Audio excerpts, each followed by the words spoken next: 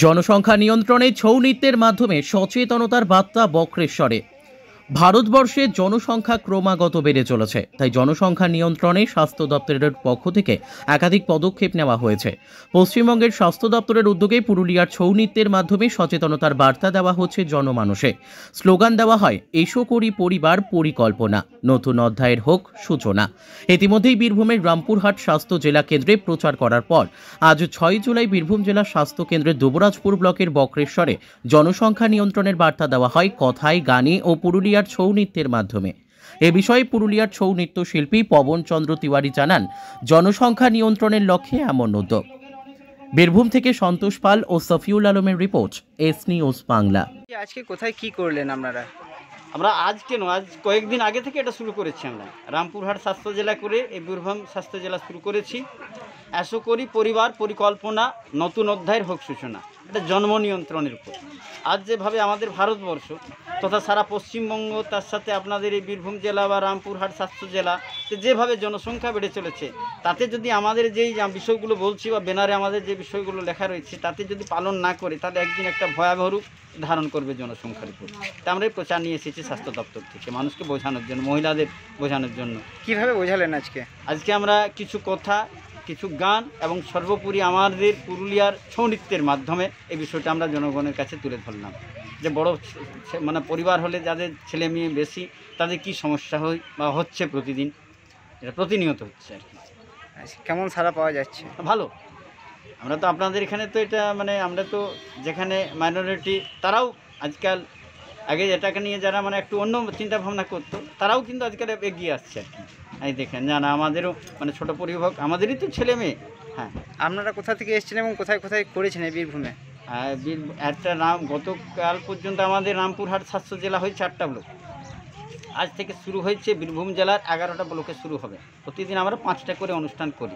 আজকে করলাম সিউড়ি 2, সিউড়ি 2 নম্বর ব্লকে 2টো অনুষ্ঠান করলাম।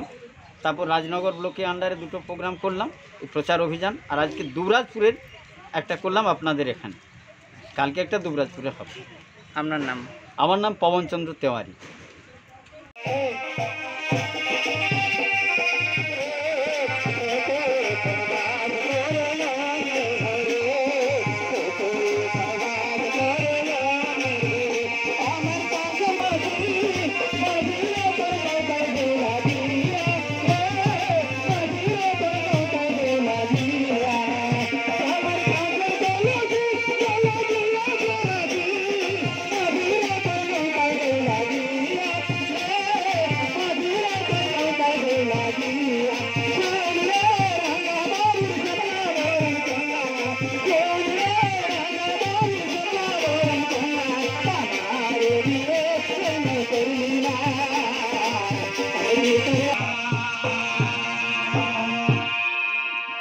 এবার দেখুন, এবার আমাদের মেয়েদের জন্য তার অনেক ছেলে মেয়ে, তার বাড়ির ছেলে মেয়েদের জন্য 2টো ফুল দিয়েছে। আর তার 2টো পারি না বাবা, যা পারে তোদের নিবি। আবার অনেকগুলো তোরা ভাই বোন চাইছে, এখানে আর ভাগ বাটা করে খা বাবা। হ্যাঁ, ঠিক আছে। শোন, এরা আজ আমি খাবো, আজ আমি খাবো, আমার খুব খিদে পেয়েছে। দাদা তুই প্রত্যেকদিন খাস, তুই আমাকে সাথে প্রতারণা করিস না। যাই হোক, তবে আজ আমি খেতে দেবো না। আজ বাবা আমার হাতে দিয়েছে, আমি খাবো।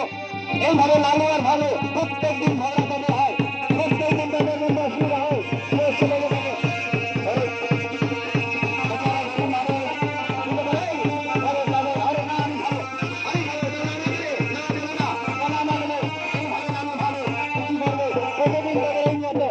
অনেক দর্শক আছে, দাদা দিদি, বৌ দিদি, গ্রামের মা মাসিরা রয়েছে, তারা হাসছে। কি হয়েছে সমস্যাটা?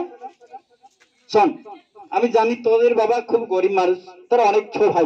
আমি তো শুনেছি তুই নাকি বিয়ে করেছিস। বাহ, আরে লালু, তুই বিয়ে করেছিস? এখন হয়েছে 25, তার অনেক কারণ আছে। আচ্ছা, তাদের তোর ভাইটা বলি, তা যে বৌমাটাকে আনবি, ভাইয়ের বউটাকে, ভাতৃবধূ, তার বয়স কত হওয়া দরকার? 21 বছর। হ্যাঁ, শুনেছেন আপনারা, অনেক লোকের অনেক রকম অভিযোগ, কিন্তু চিকিৎসা বিজ্ঞান বলছে 21 বছর না হলে মেয়েদের কিন্তু তাদের যে গর্ভাশয়টা স্ফীত হচ্ছে না।